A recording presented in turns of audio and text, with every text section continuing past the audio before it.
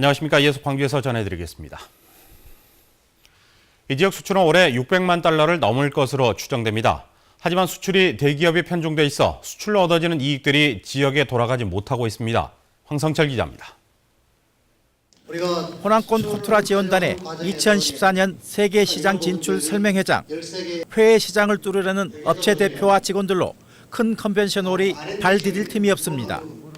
일본 기업에서 오랫동안 근무했던 그런 어떤 전문가들을 활용을 하면 김선주 사장은 레이저의 부품을 신개발품으로 생산했지만 아직 해외 시장에 진출하지 못했습니다. 초기 기업이 잠재 고객 발굴한다든지 시장 정보를 취득한다든지 이런 점이 많이 어려운 것 같습니다. 이 지역 수출은 지난 2000년 90억 달러에서 지난해에는 거의 600억 달러에 달하는 등 6배 이상 증가했습니다. 광주 전남 지역 수출은 해마다 늘어나고 있지만 대기업 위주로 편중돼 있습니다. 수출 품목이 자본 집약적인 중화학공업 제품 위주로 이뤄지고 수도권에 본사를 둔 대기업으로 구성됐습니다. 이에 따라 수출액에 비해 취업 유발 개수가 낮아 고용 창출은 상대적으로 낮습니다. 수출 기업의 성과가 지역민의 소득으로 연결되지 않고 있고 중소수출업체들은 새로운 시장을 찾는 데 애로를 겪고 있습니다. 관세사라든지 그다음에 또 통관 절차를 설명해 주는 무역업체, 그런 업체들의 멘토링이 좀 필요할 것 같습니다. 수출 품목과 수출 대상국의 다변화, 지역 중소기업의 육성 대책이 무엇보다도 필요하다는 평가입니다. MBC 뉴스 황성철입니다. 서남해안 관광 레저도시, 이른바 솔라시도 기업도시 개발 사업이 올해 본격화됩니다.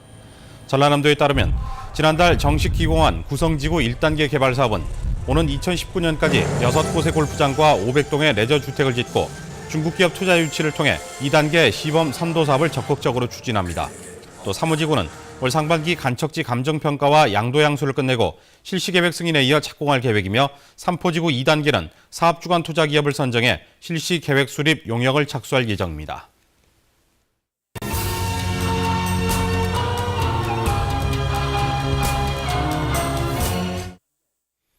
낮에는 농산일을 하고 밤에는 글을 씁니다. 젊은 농구를 만나보는 기획보도 시간. 오늘은 경기도에서 도시농업 공동체를 운영하다 곡성으로 귀농을 한 변현단 씨를 소개해드리겠습니다. 4권의 책을 쓴 저자이기도 한 변현단 씨가 요즘 가장 관심을 갖는 일은 바로 토종 종자 지키기와 자급자족 사회입니다. 조현성 기자가 소개합니다.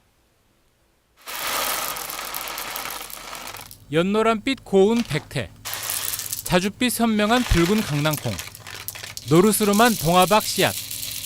변현단 씨가 지난 3년 동안 직접 채종하거나 인근 농가들로부터 얻어서 보관해온 토종 씨앗 가운데 일부입니다. 이렇게 갈무리에 둔 토종 씨앗만 320여 종으로 다음 주말 곡성에서 나눔 행사를 열 예정입니다.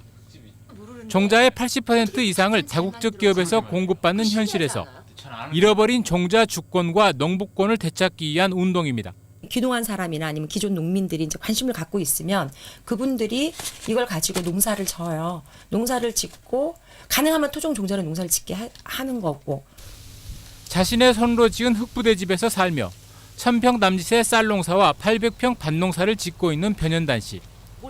농약은 물론 밭을 갈지 않고 풀도 뽑지 않는 농사를 지으며 혼자서 100종이 넘는 작물을 키웁니다. 그리고 풀 공생하고. 풀을 완전히 공생하는 건 아니에요. 그러나 이제 어느 정도 풀을 아주 깔끔히 매주는 형태가 아니죠. 그리고 저는 천연 농약인 이런 거 전혀 안 해요. 경기도 시흥에서 유기농 공동체를 이끌다 3년 전 물 좋고 산 좋은 곳을 찾아 이곳 곡성에 자리를 잡았습니다. 덕분에 적잖은 농산일에도 불구하고 더 많은 자유와 글 쓰는 시간을 갖게 됐습니다.